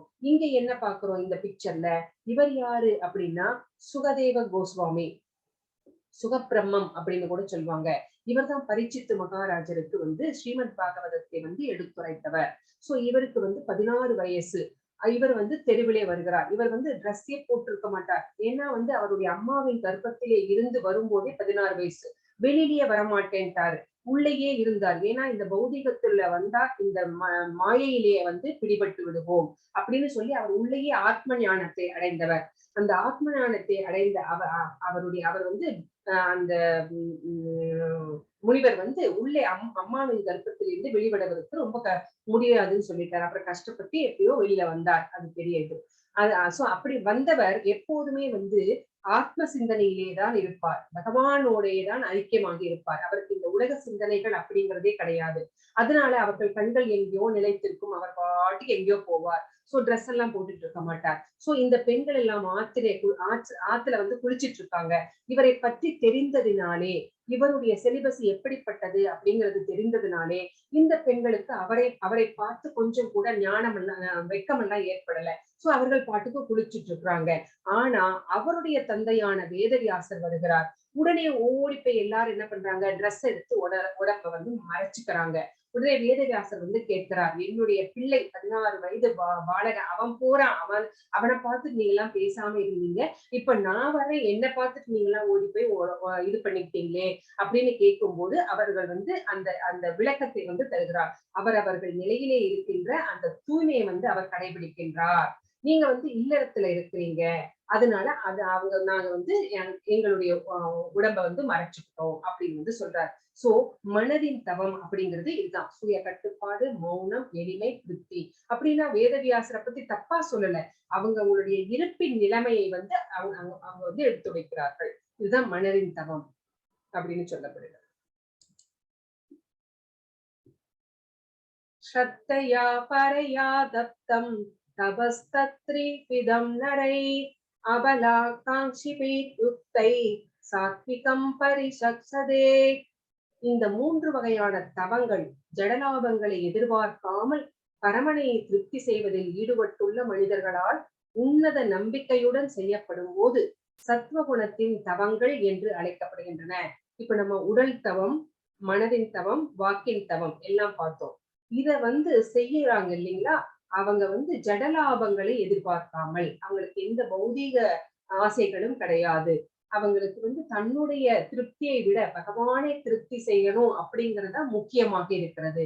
அந்த நம்பிக்கையோட அந்த 3 தவங்களையும் யார் கடைபிடிக்கிறார்களோ அவர்கள் சத்துவகுணத்தின் அந்த தவங்கள் சத்துவகுணத்தின் தவங்கள் அப்படின்னு சொல்லப்படுகிறது அப்படின்னு இந்த ஸ்லோகம் நமக்கு சொல்கிறது.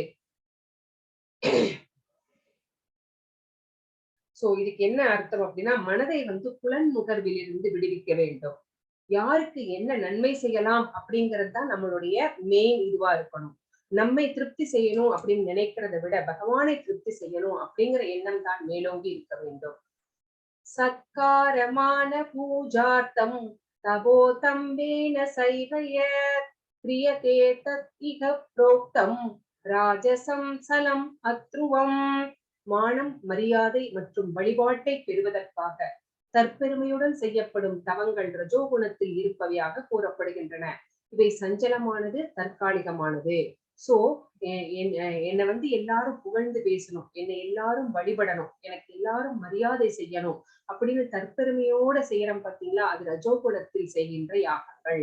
இவை வந்து அந்த தவங்கள். இந்த சஞ்சலமானது, இது வந்து நிலைக்காது, இது நிரந்தரமானது கிடையாது. கொஞ்ச நாள் செய்வாங்க, அதுக்கப்புறம் செய்ய மாட்டாங்க.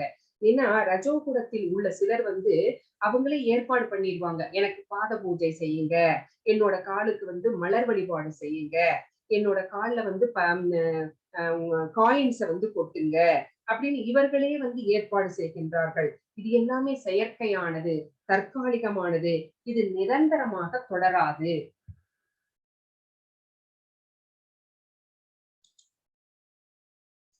மூடக்ரஹானேத்மனோத்யத் மூடக்ரஹானேத்மனோ யத் பீடயா க்ரியதே தப பரஸ்யோத்சாதனார்த்தம் வா தத்தாமசம் உதாகிருதம். பிறரை அழிப்பதற்காகவோ துன்புறுத்துவதற்காகவோ அல்லது தன்னையே வருத்திக் கொண்டு முட்டாள்தனமான முறையில் செய்யப்படும் தவங்கள் தமோ குணத்தில் இருப்பவையாக கருதப்படுகின்றன. சோ பிறரை அழிப்பதற்காக, சோ நம்ம பார்த்தோம், இரண்யகசிபு தேவர்களை கொல்வதற்காக பிரம்மாவை வந்து வழிபடுகிறார். இந்த மாதிரி எல்லாம் வந்து தவங்கள் செய்கின்றார். சோ கடைசியில என்ன ஆச்சு, அவருடைய விரதங்கள் தவறான விரதங்களான இருந்ததுனால அவர் பகவானாலேயே கொல்லப்பட்டார் இல்லைங்களா. நரசிம்ம அவதாரம் எடுத்து அவனை வந்து பகவான் வந்து வதம் செய்தார். சோ பிறரை அழிப்பதற்காக, இல்லைன்னா துன்புறுத்துவதற்காக, இல்லையே தன்னையே வருத்தி கொண்டால் தன்னுடைய உடல் மூலக்கூறுகளையும் தன் மனதுக்குள்ளே இருக்கின்ற பரமாத்மாவையும் நாம் துன்புறுத்துகின்றோம் அப்படிங்கிறது கூட தெரியாம அறியாமல் இருக்கின்றார்கள். சோ அந்த முட்டாள்தனமான முறையில் செய்யப்படும் தவங்கள் தமோ குணத்தில் செய்யப்படுகின்ற தவங்கள் அப்படின்னு இங்கே வந்து சொல்லப்படுகிறது. தாதவ்யம் இது யத்தானம் தீயதேனுபகாரினே தேசே காலே சவ பாத்ரே ச தத்தானம் சாத்விகம் ஸ்ருதம். பலனை எதிர்பார்க்காமல் கடமையை நிறைவேற்றுவதற்காக தகுந்த நபருக்கு முறையான இடத்தில் முறையான காலத்தில் கொடுக்கப்படும் தானம் சத்துவகுணத்தில் இருப்பதாக கருதப்படுகிறது. சோ சத்துவகுணத்துல எப்படி எல்லாம் தானங்கள் செய்யணும் அப்படின்னு பகவான் நம்மளுக்கு சொல்றார். எவருக்கு வேண்டுமானாலும் தானம் கொடுப்பதை தவிர்க்க வேண்டும். சந்திர சூரிய கிரகணங்களின் போது, மாதத்தின் இறுதியில், புண்ணிய யாத்திரை செய்யும் போது அந்த தலத்தில் தக்க அந்தணனுக்கோ வைஷ்ணவனுக்கோ, அப்புறம் கோவில்களிலோ, இங்க இந்த மாதிரி இடங்கள்லதான் தானம் செய்யணும். இதற்கு எந்த பலனையும் நாம எதிர்பார்க்க கூடாது. ஏதாவது ஒரு ஏழைக்கு கருணையின் காரணமாக நம்ம தானம் செய்கின்றோம் அப்படின்னா அந்த ஏழை தகுதி இல்லாதவனாக இருந்தால் நாம் ஆன்மீகத்திலே நாம் வந்து முன்னேற்றம் இருக்காது, நமக்கு பாவமே வந்து சேரும். அதனாலதான் பலனை எதிர்பார்க்காம செய்யணும், கடமையை நிறைவேற்றுவதற்காக செய்யணும். அந்த மாதிரி தானம் கொடுப்பது என்னோட கடமை அப்படின்னு நினைச்சு செய்யணும். ஆனா யாருக்கு கொடுக்குறோம், எங்க கொடுக்குறோம், அப்படின்னு எந்த காலத்துல கொடுக்குறோம் அப்படிங்கறதெல்லாம் ரொம்ப முக்கியம். இதையெல்லாம் பார்த்து கொடுக்கும் போது அது சத்துவகுணத்தில் செய்வதாக சொல்லப்படுகிறது. இங்க என்ன பண்றார், ஒரு இஸ்கான் பிரபுஜி புக் டிஸ்ட்ரிபியூஷன் பண்றார். சோ இதுவும் ஒரு தானம் தான். அப்படி சோ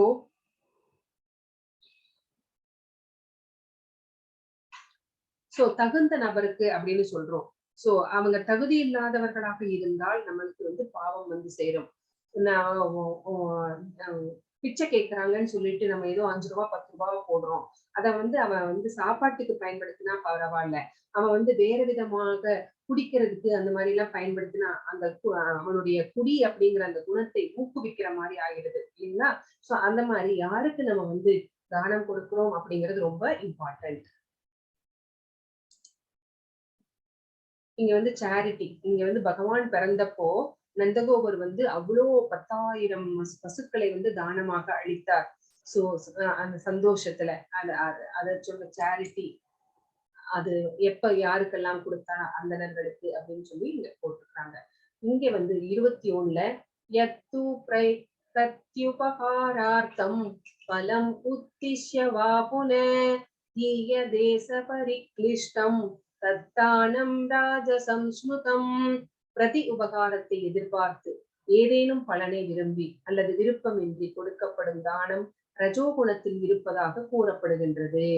சோ பிரதி உபகாரத்தை எதிர்பார்த்து, சோ அதனால நம்ம இன்னைக்கு செய்யறோம், நாளைக்கு நம்மளுக்கு ஏதாவது அதுல இருந்து கிடைக்கும் அப்படின்னு எதிர்பார்த்து செய்யறோம்.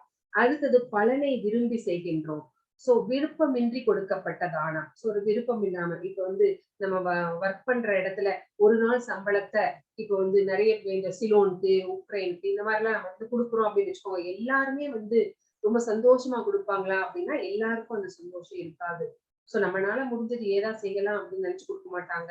இவங்களுக்கு வேற வேலையே இல்லையா அப்படின்னு விருப்பம் இல்லாமல் கொடுக்கப்பட்ட தானம். சோ அது கொடுத்துதான் ஆகணும். விருப்பம் இல்லாம இருந்தா கூட நம்ம கொடுத்துடணும் இல்லைங்களா? அந்த மாதிரி செய்கின்ற தானம் வந்து ரஜோகுணத்தில் இருப்பதாக சொல்லப்படுகிறது.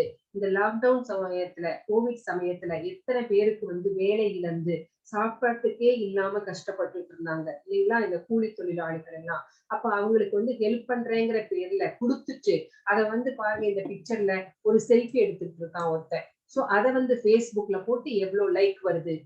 இது எல்லாமே தான் அவங்களுக்கு வேலையே. சோ இந்த மாதிரி ஒரு ஏதாவது ஒண்ணை எதிர்பார்த்து செய்யறது, 4 பேர் தன்னை புகழ்ந்து பேசணும் அப்படின்னு செய்யறது, இது எல்லாமே ரஜோகுணத்தில் செய்யப்படுகின்ற தானம்.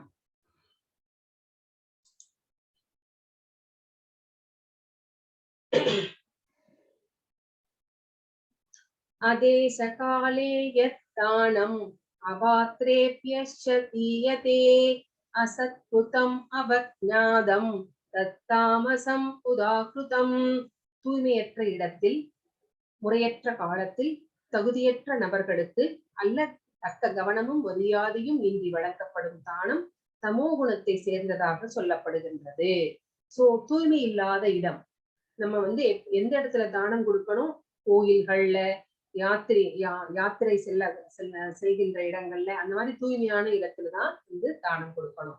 அப்புறம் இந்த தூய்மை இல்லாத இடத்துல கொடுக்க கூடாது. முறையற்ற காலத்தில் எப்ப வேணா கொடுக்கலாம் அப்படின்னு கிடையாது. எந்த காலத்துல கொடுக்கணும்னு சொல்லியிருக்கிறதோ சாஸ்திரம் அந்த மாதிரி. தகுதியற்ற நபர்களுக்கு, தகுதியே இல்லாத நபர்களுக்கு தானம் கொடுப்பார்கள். அல்லது தக்க கவனமும் மரியாதையும் இன்றி கொடுப்பார்கள். சோ கரெக்டான நபர்கள் கொடுக்க மாட்டாங்க. அப்புறம் வந்து மரியாதையோட செய்ய மாட்டாங்க தானத்தை. இந்த மாதிரி யார் செய்வார்கள் அப்படின்னா தமோ குணத்தை சேர்ந்ததாக கூறப்படுகிறது. அதுக்கு எக்ஸாம்பிள் என்னன்னா, இங்க ஒருத்தர் உட்கார்ந்து இருக்கான் பாருங்க, help, I need money for weed, கஞ்சா அடிக்கிறதுக்காக இவனுக்கு வந்து பணம் வேணுமா. சோ இவனுக்கு நம்ம வந்து தானம் செய்தால் நம்மளுக்கு என்ன நிலைமை ஏற்படும் அப்படின்னு நம்மளுக்கே தெரியும். இப்போ ஓம் தத்சத், ஹரி ஓம் தத்சத் அப்படின்னா என்னன்னு பகவான் விளக்க போறார். ஓம் தத்சத் இதி நிர்தேசோ பிராமணஸ்திரிவிதம் ஸ்ருத பிராமணாஸ்தேன வேதாஸ்ச யக்ஞாஸ விகிதா புரா.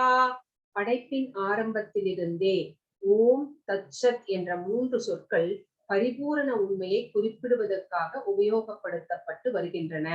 சோ ஓம் தத்சத் அப்படிங்கிற அந்த சொற்கள் யாரை குறிக்கிறது? பகவானை குறிக்கிறது, கிருஷ்ண பரமாத்மாவை குறிக்கிறது. இந்த 3 குறியீட்டு சொற்களும் வேத மந்திரங்களை உச்சரிக்கும் போதும், யாகங்களின் போதும், பரமனின் திருப்திக்காக பிராமணர்களால் உச்சரிக்கப்பட்டன. எப்பப்பெல்லாம் இந்த ஓம் தத்சத் சொன்னாங்க அப்படின்னா வேத மந்திரங்களை உச்சரிக்கும் போது சொன்னாங்க, யாகங்கள் செய்கின்ற போது சொன்னாங்க. யாருடைய திருப்திக்காக சொன்னாங்க? பகவானை திருப்திப்படுத்துவதற்காக சொன்னாங்க. யார் சொன்னார்கள்? பிராமணர்கள் சொன்னார்கள். சோ இந்த மாதிரிதான் ஓம் தத்சத் அப்படிங்கிற இந்த சொற்கள் வந்து பயன்படுத்தப்பட்டன. அதேதான் இங்கிலீஷ்ல கொடுத்திருக்காங்க இங்க.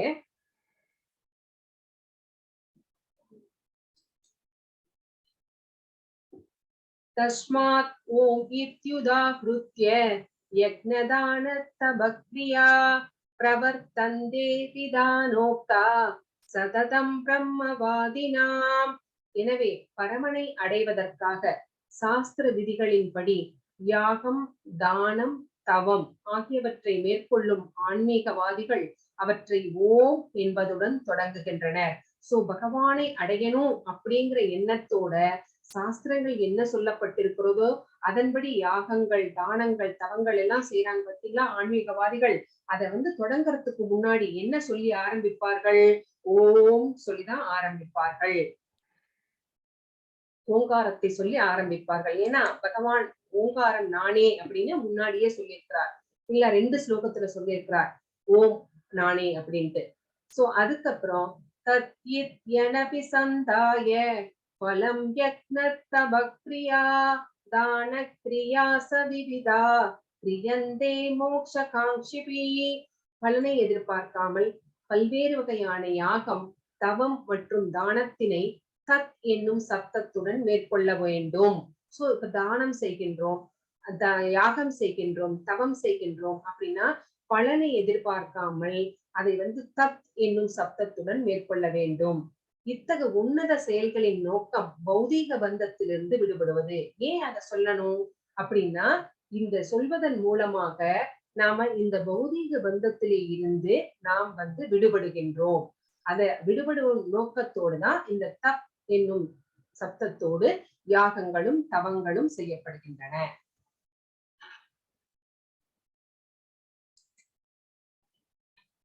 சத்பாவே சாதுபாவேச சத்யித்யேதத் பிரயுஜ்யதே பிரதஸ்தே கர்மணி ததா சத்சப்த பார்த்தயுஜ்யதே யக்ஞே தபசி தானேச சிதி சத் இதி சோச்யதே கர்ம சைவ தத் ஆர்தீயம் சத் இத்யேவாபிதீயதே. பக்திமயமான யாகத்தின் நோக்கம் பூரண உண்மையே. சோ யாகம் செய்வது யாருக்காக? பகவானை திருப்திப்படுத்துவதற்காக. பூரண உண்மைனா பகவான். இது சத் என்னும் சொல்லினால் குறிப்பிடப்படுகின்றது. சோ ஓம் பார்த்துட்டோம், தத்து பார்த்துட்டோம். இப்ப சத் என்னும் சொல் யாகத்தின் நோக்கம். சோ பக்திமயமான யாகத்தின் நோக்கம் பூரண உண்மை. இது சத் என்னும் சொல்லினால் குறிப்பிடப்படுகின்றது. பிதாவின் மகனே, அத்தகைய யாகத்தை செய்பவரும் சத் எனப்படுகின்றார். சோ அந்த யாகத்தை யாரெல்லாம் செய்து கொண்டிருக்கிறார்கள்? பிராமணர்கள். அவர்களும் சத் என்றே சொல்லப்படுகின்றார்கள். மேலும் பரம புருஷரை திருப்திப்படுவதற்காக செய்யப்படும் யாகம், தானம், தவத்தின் செயல்களும் சத் என்றே சொல்லப்படுகின்றது. பரிபூர்ண உண்மையையும் சத்துன்னு தான் சொல்றோம். அந்த யாகத்தை செய்பவர்களான பிராமணர்களையும் சத் என்றுதான் சொல்கின்றோம். யாரெல்லாம் பரமபுருஷரை திருப்திப்படுத்துவதற்காக யாகங்கள், தவம், தானம் எல்லா செயல்களும் செய்கின்றோமோ அத்தகைய செயல்கள் எல்லாமே சத் என்றுதான் சொல்லப்படுகின்றன.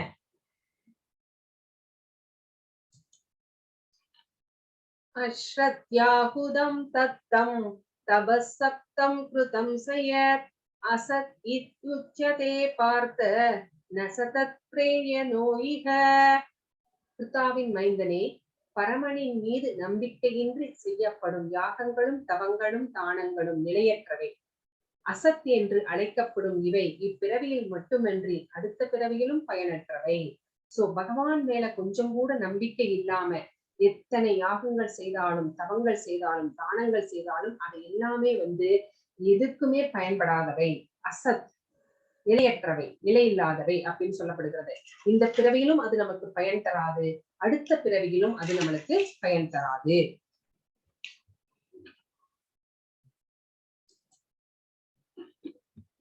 சோ இந்த சாப்டரோட recap, Arjuna's enquiry about unauthorised worship, அதாவது சாஸ்திரங்களில் சொல்லப்படாத அந்த வழிபாடு முறைகள் எல்லாம் எப்படிப்பட்டவை, அதை செய்கின்றவர்கள் எல்லாம் சத்துவ குணத்தில் இருக்கின்றார்களா, ரஜோ குணத்தில் இருக்கின்றார்களா, தமோ குணத்தில் இருக்கின்றார்களா, அவர்களை பக்குவம் அடைய முடியுமா அப்படின்னு கேட்கிறார்.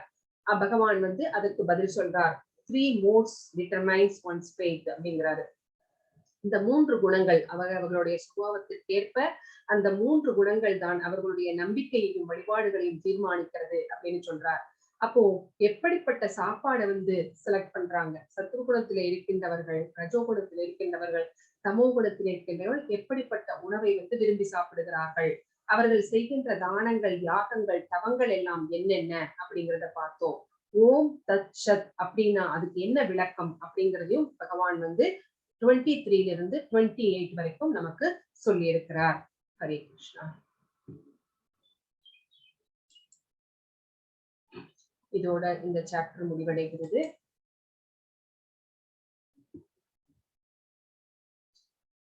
இந்த சாப்டர் சம்பந்தமா உங்களுக்கு ஏதாவது டவுட் இருந்தா நீங்க கேட்கலாம்.